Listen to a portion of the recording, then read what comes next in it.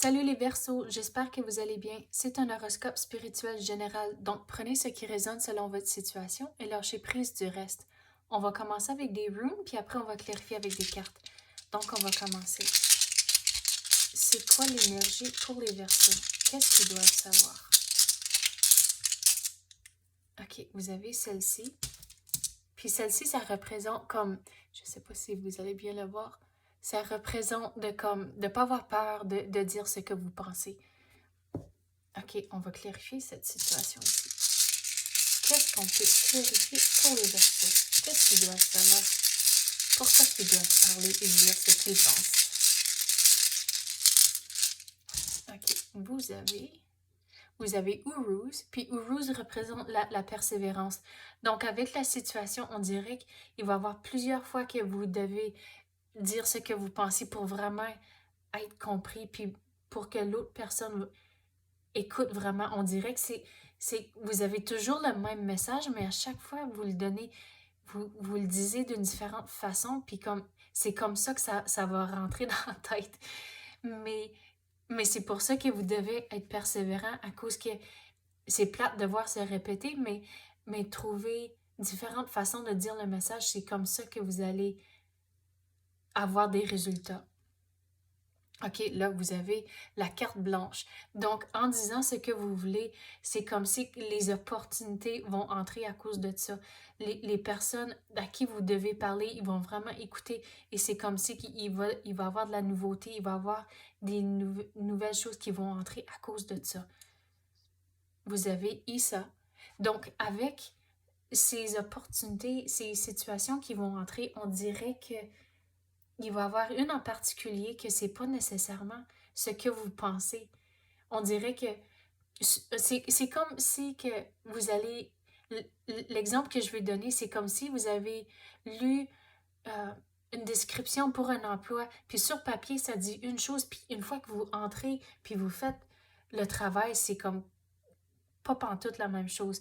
Donc, c'est comme ça, avec les opportunités qui vont entrer, il faut évaluer avant de prendre une décision. À cause qu'on dirait, à cause que Issa, c'est de la patience. Donc, on dirait que une fois que vous faites une décision, vous allez être ici une secousse. Donc, il faut avoir de la patience à cause que on dirait qu'il y a plusieurs choses que vous devez apprendre ici avant de passer à autre chose. OK? À cause que là, vous avez Inguz.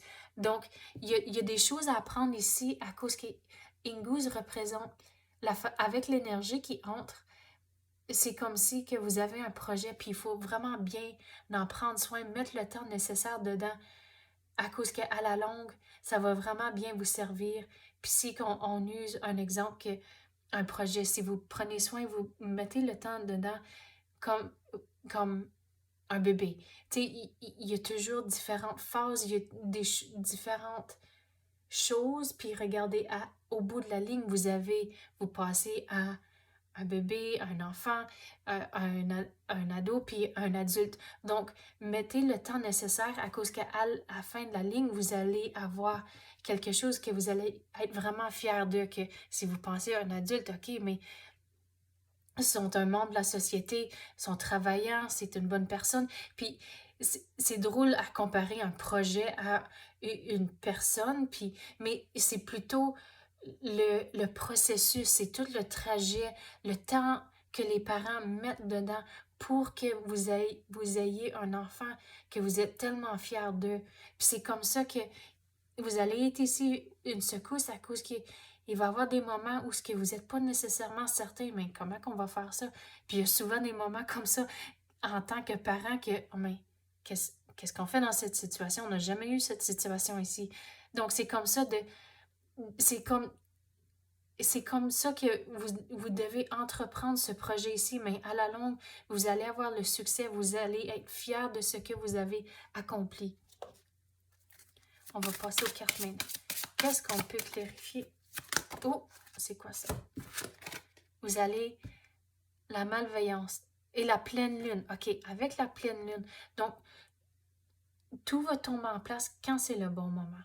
À cause que si vous pensez à toutes les phases de la lune, me semble qu'il y en a comme 8. Puis une des phases, c'est la pleine lune. Donc, tout va tomber en place quand c'est le bon moment. mais d'avoir de la patience à cause que tout va tomber en place quand c'est le bon moment. Vous pouvez pas peser le piton puis que ça roule plus vite. Puis c'est comme ça que la phase de la lune, c'est que vous pouvez pas peser le piton puis OK, vous arrivez à la pleine lune. Il faut prendre le temps nécessaire à faire les choses. Puis aussi, le temps nécessaire, c'est aussi avec ce projet, les démarches que vous devez prendre ici, à cause qu'à la longue, vous allez vraiment être fier et content de les résultats. Quoi d'autre qu'on peut clarifier? Vous avez... OK, moi, je regarde souvent le visuel de les cartes plutôt que des mots, dépendant de les cartes. Mais dans la situation ici, on avait parlé de regarder tous les aspects de la situation avant de prendre une décision. Puis regardez, si vous voyez, c'est une dame avec un couteau dans le dos. Mais si vous regardez la dame du devant, on dirait que tout serait correct. Vous voyez jamais le couteau. Donc, c'est comme ça, il faut regarder les situations de toutes les différentes